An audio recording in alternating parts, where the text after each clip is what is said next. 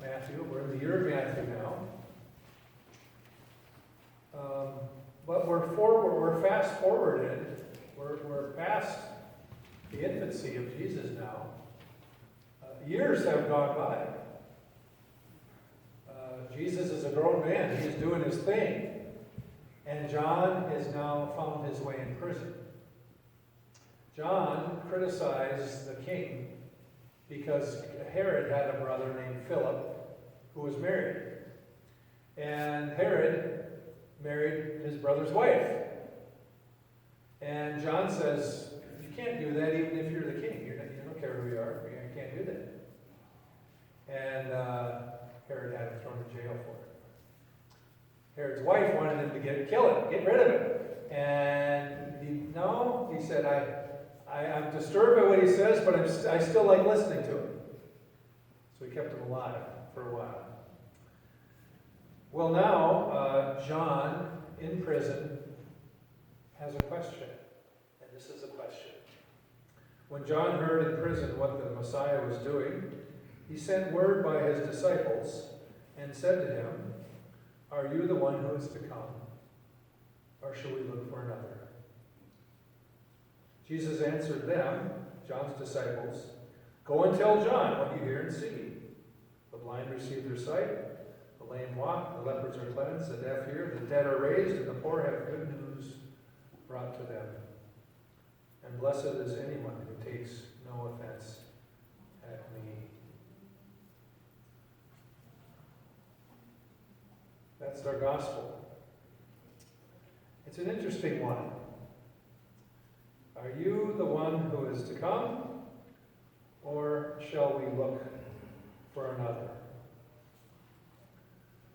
I remember when our daughter, I'm thinking about my daughter's just had a baby a couple weeks ago, and I remember before she was born, Miriam and I were taking, she was born in April, so it was around January we started doing these birth classes, you take a class, and one of the exercises were, okay, take out, and the teacher took out a 3x5 note card, passed them all to everybody there. There's about 20 of us there.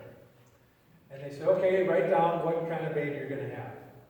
Number 1, is it going to be a boy or girl? Number 2, short or tall? Number 3, happy or crabby? Or, all the different, 5 or 6 different things. This is what our baby's going to be. And we looked at each other, oh yeah, that'd be great. Let's. He said, okay, take your card, pass it 3 people to the left. And we did that, and then she said, okay, that's who you're going to get. That's who you're going to get. Because as much as we want to order in, at least back then in those days, who knows in the future, maybe you can go to the computer and punch out exactly what kind of cake you want, and you'll get it. But at that time, and even now, we can't really. But the expectations, this is what I wanted. This is the way we want our child to be. As we came back from the funeral, Miriam and I were talking about, well, it would have been nice if our children would have wanted more of Grandpa's stuff, but we can't, some are more sentimental. Her brother's children were really, they want a bunch of stuff. Grandma's old dishes, and our kids, they don't have room, they really don't care. And what you get what you get. Some kids are like that and others aren't. What do you do? John had a similar experience in terms of, I thought Jesus was going to be like this. At least I told everybody that. Throughout the Bible, many had certain expectations of Jesus. The disciples, Peter, Pilate, and John the Baptist. John, the one with the axe at the root of the trees, ready to, and the threshing floor, ready to clear the threshing floor. He warned the people. He was pretty hard on them. Can you imagine the questions that John's had? John was pretty harsh to people coming for baptism. Jesus is playing with the children, bouncing them on their knees, saying, don't shoo the children away, let them come to me. John was preaching exacting justice. The harvest is coming. He's going to clean out the threshing floor. The wheat he'll put in the granary, and the chaff he will burn. And Jesus is telling parables about a prodigal son who comes back and the man and the father kills the fatted calf and they have a big party. John didn't drink wine. Jesus turned water into wine in his first miracle. You think that didn't get back to John? Is this really the one that I said everyone? I told everyone he's the one.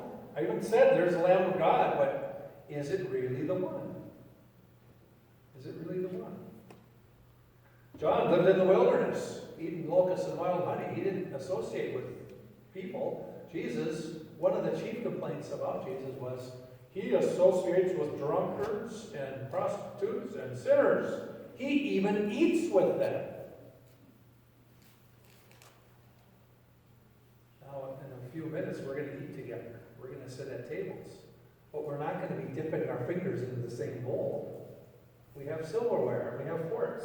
We have our own plate. But back then, when you ate, you touched your hands with their hands and their food, because that's how we say now, don't touch your food. Well, that's how they ate. So to eat with someone, to share food, to touch the food a sinner touched, you're taking it into your body. You're internalizing a sinner's food. Oh my gosh! So that's why they had such a hard time about Jesus eating with people. Eating with people. Is Jesus the one to come, or shall we look for another? That was a question a lot of people were asking. John's does not answer with a simple yes or no. The answer can only come through seeing and hearing. Seeing with your eyes of what is going on, but also through the eyes of faith. Like John in prison, we can only hear reports about what Jesus is saying and doing. And what wasn't? You tell John this. You tell John this. The blind see, the deaf hear, the lame walk, the dead are raised, the good news are being brought, good news is being brought to the poor, to those who need it.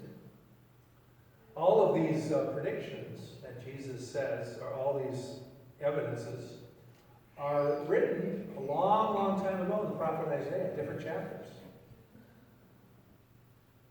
And 700 years earlier. Interesting. Go tell John what you see and hear. The blind see, the deaf hear, the lame jump and leap, the dead are raised. Poor have good news brought to them.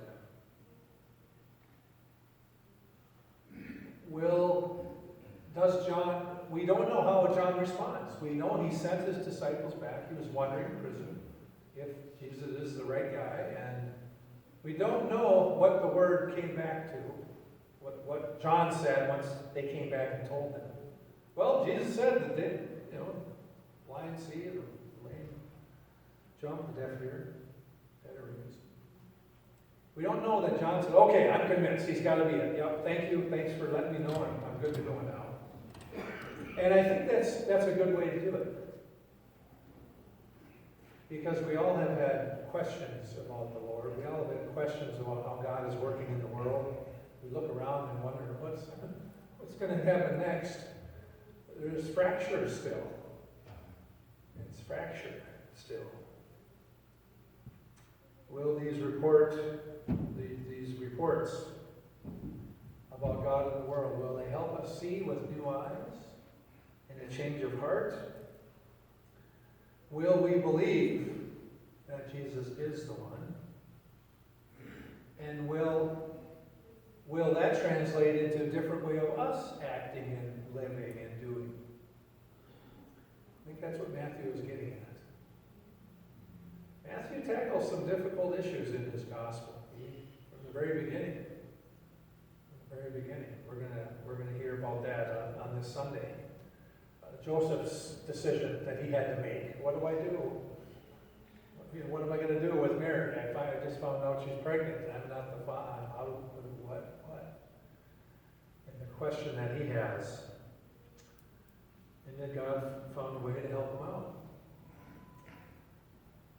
How do we live our lives with the same questions, the same doubts, not always getting a straight answer? Interesting, Jesus didn't answer with a yes or no.